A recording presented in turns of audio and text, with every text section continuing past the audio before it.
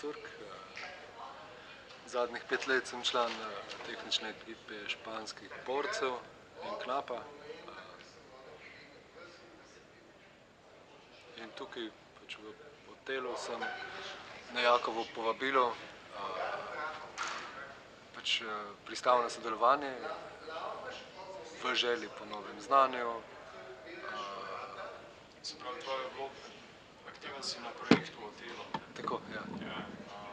Kakšna je tvoja vloga v projektu? Tukaj sem kot lučni oblikovalec, eden izmed 3 slušateljev. Kaj pričakuješ od tega procesa izobraževanja? Ja, veliko novih znanj, izkušenj, tudi prijateljstev,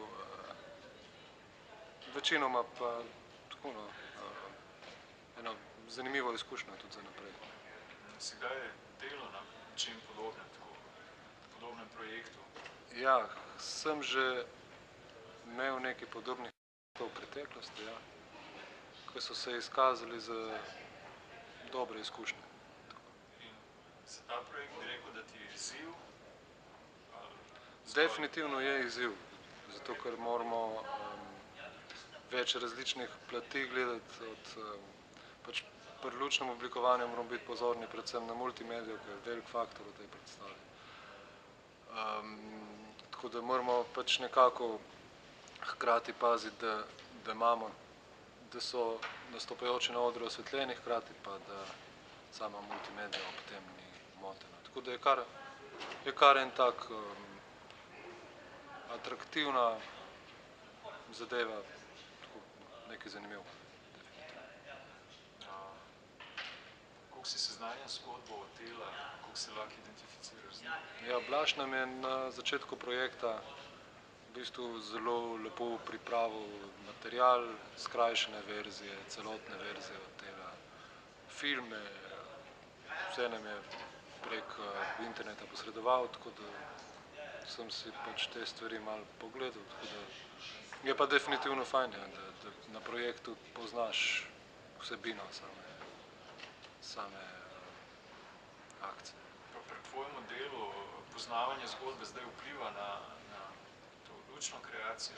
Definitivno. Pač vsaj neki background, neko ozadje dobiš v sami zgodbi in pol je pa odločitev samega dizajna pač nas 3 in Jaka, ko smo na tem področju tukaj, na tem projektu, da pol se odločimo, ali bomo šli, ali bomo delali sliko tako, kakor je v knjigi oziroma v delu. Ali bomo to obrnili, bomo delali v drugo smer, ali bomo neko vmesno rešitev iskali. Tukaj je naša odločitev, ampak je definitivno je dobro, da poznaš. Imaš občutek, da imaš dosti avtorske svobode? Ja, zdaj tukaj je tako, avtorska svoboda je zelo širok pojem, ne. Pač imamo nekaj svobode v tem smislu, hkrati smo pa omejeni s samo zgodbo in samo scenografijo na odru. Tako, zmeraj so neke omejitve, popolne svobode nimaš nikoli, hkrati pa nam Blaž prepušča